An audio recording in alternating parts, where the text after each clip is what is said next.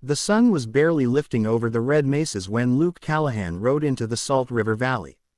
Dust clung to his boots and shirt, and his sorrel horse breathed hard after a long night's travel. Luke wasn't wandering without purpose. He had been following the faint trail of two missing Apache women for almost 2 days. Their names were Naylin and Atsa, sisters from a nearby Apache village. Both were soon to be married, Naylin to a skilled hunter named Chayton and Atsa to a young scout named Koa. Their weddings were only days away, but the sisters had disappeared while gathering wild herbs near the river. Their tracks showed signs of being followed, then fading into desert stone. The village elders had sent for help, and Luke, known in the territory as a fair-dealing cowboy who respected the tribes, answered the call. He paused at a ridge, scanning the land. If I were hiding 2 people, he murmured to himself, I'd go where the canyon narrows. His guess soon proved right. Far below, in a shadowed cut in the earth, a thin smoke trail rose. It wasn't from a campfire of travelers, it was too controlled, hidden behind rocks.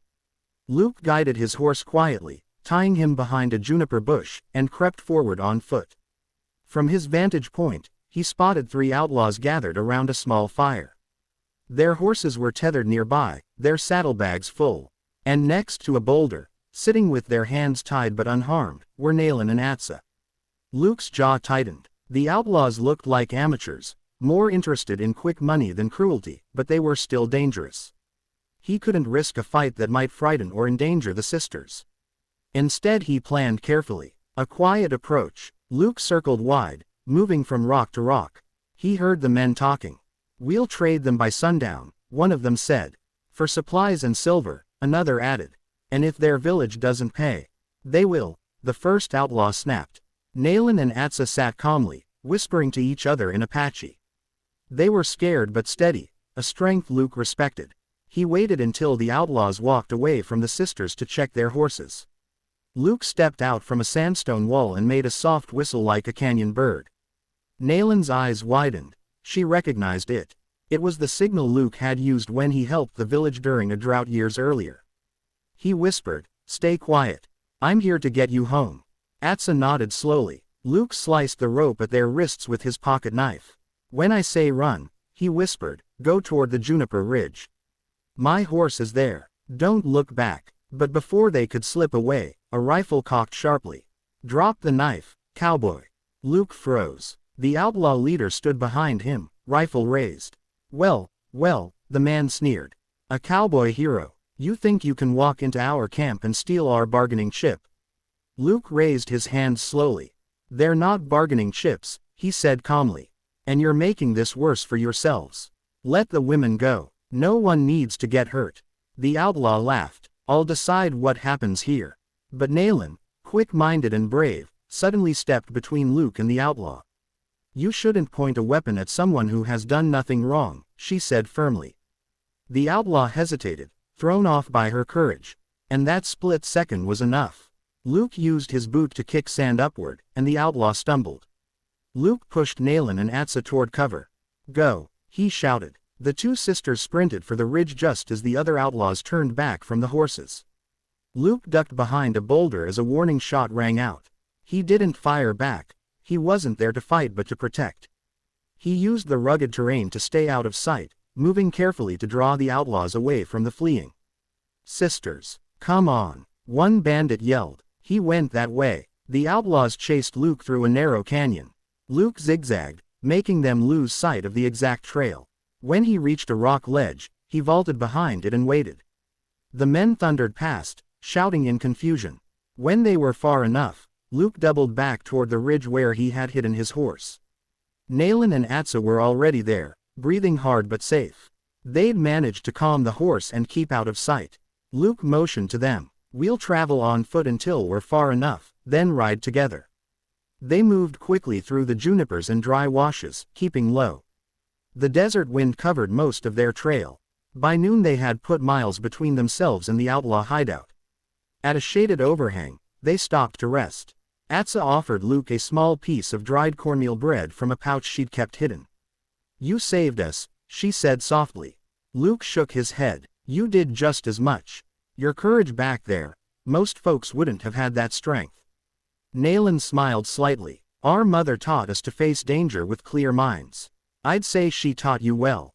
After resting, they mounted Luke's horse, Nayland sitting behind Luke, Atsa holding the saddle horn, and made the slow journey back toward the village. Return to the village. The Apache village came into view late in the afternoon.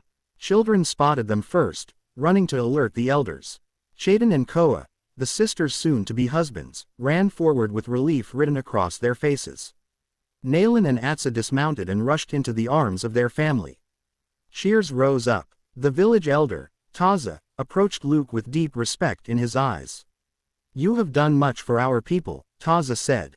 You brought back those who are precious to us. You will always have a place here. Luke dipped his hat. They saved themselves as much as I helped. It was their strength that carried them through. Chayden stepped up. Still, we owe you. Just promise you'll keep each other safe, Luke replied. That's all I need. The women were guided to the healer's hut for food and rest. The entire village prepared fresh water, blankets, and warm meals for them. They were tired but unharmed, and their spirits remained strong. That evening, a council fire was lit. The people gathered to honor Nayland and Atsa's safe return. Elders sang blessings, and the drums echoed into the surrounding hills. Taza raised his hand for silence. These sisters, he said, stood brave in the face of danger. And this cowboy, he nodded toward Luke, did not think of reward or safety, only of doing what is right. Luke felt embarrassed by the praise, but the warmth of the community settled around him like a blanket. The following morning, Luke led a group of Apache scouts to the canyon. The outlaws had fled during the night, likely frightened off after realizing they'd lost their captives and their chance at ransom. But they left behind stolen supplies, saddlebags, and evidence of their crimes. The territory marshal later tracked them down with the help of those clues, and the outlaws were arrested without a fight. No further harm came to any travelers or nearby villages. Luke rode back to the Apache village to deliver the news. Taza nodded. Justice has been done. The land is safer because of your actions. Luke smiled slightly. Glad to hear it. Celebration and farewell. 2 days later, the village prepared for the double wedding of Nayland and Atsa. Colorful woven blankets were hung between the lodge poles, and the scent of mesquite and wild sage filled the air.